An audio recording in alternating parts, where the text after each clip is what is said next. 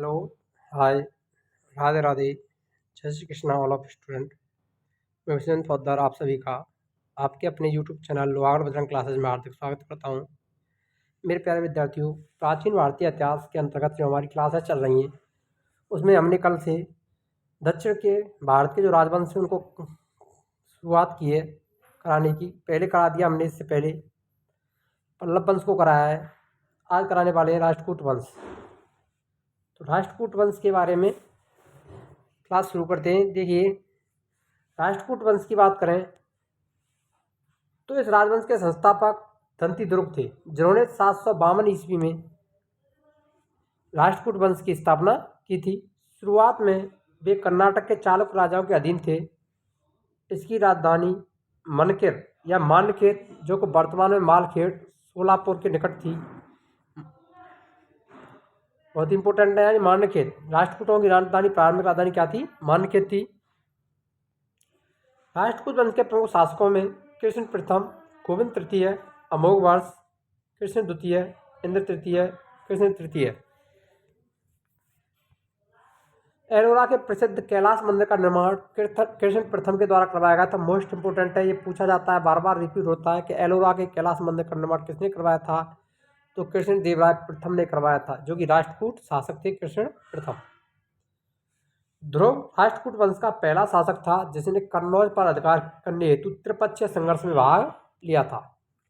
ध्यान रखना, कन्नौज पर अधिकार करने के पाल प्रत्यार राष्ट्रकूटों के मध्य जो संघर्ष हुआ था उसमें त्रिपक्षीय संघर्ष, उसमें राष्ट्रकूट वंश का पहला शासक जिसने कन्नौज पर अधिकार हेतु त्रिपक्षीय संघर्ष में भाग लिया वो कौन था? ध्रुव था।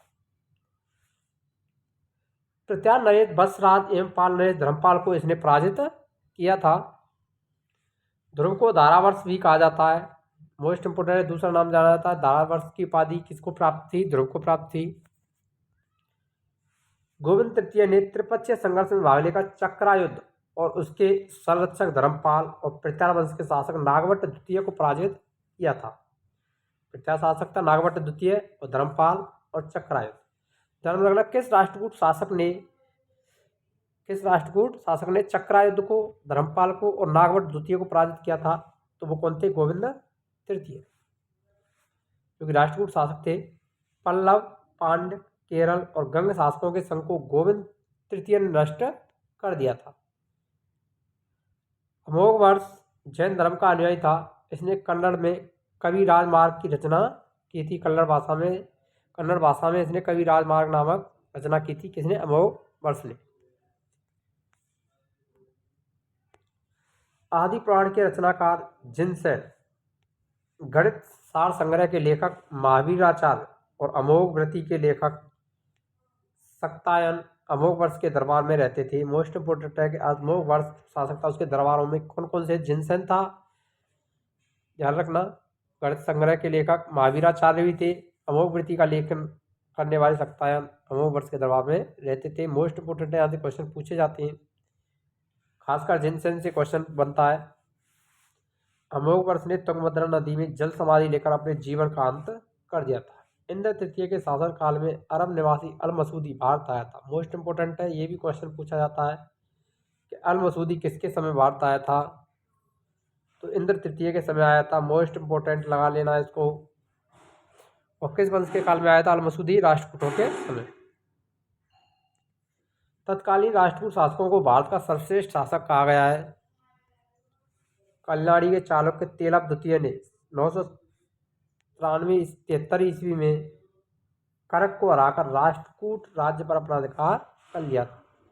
यानी चालुक्य वंश के शासक कल्याणी के चालुक्य थे तेलप द्वितीय, उसने राष्ट्रकूटों को हरा करके राष्ट्रकूटों के अधिकार पर शासन कर लिया था। कल्याणी में चालुक्य वंश की नींव डाली थी। मोस्ट इंपोर्टेंट है कि कल्याणी में चालुक्य वंश का संस्थापक कौन माना जाता था? तो तेलप द्वितीय को माना जाता है, जिसने राष्ट्रकूट करक को पराजित किया था। एलोरा एलिफेंटा की जो गुफाएं महाराष्ट्र में स्थित हैं, गुफा मंदिरों का निर्माण राष्ट्रकूटों के समय ही हुआ था। एलोरा में 34 शैलकृत गुफाएं, जिसमें से 1 से 12 तक बौद्धों को और 13 से 29 तक हिंदुओं और 30 से 34 तक जैनों की गुफाएं। एलोरा की गुफा 15 में विष्णु को नरसिंह और पुरुष सिंह के रूप में दिखाया गया है। राष्ट्रकूट शैव वैष्णव शाक्त संप्रदाय के साथ साथ जैन धर्म के भी उपासक थे। राष्ट्रकूटों ने अपने राज्य में मुसलमान व्यापारियों को बसने तथा इस्लाम का प्रचार करने की स्वीकृति दे रखी थी। और वीडियो अच्छी लगी हो तो वीडियो को लाइक करें, शेयर करें, कमेंट करें। मिलते हैं नेक्स्ट वीडियो में, तब तक के लिए जय हिंद, राधे राधे, जय श्री कृष्ण।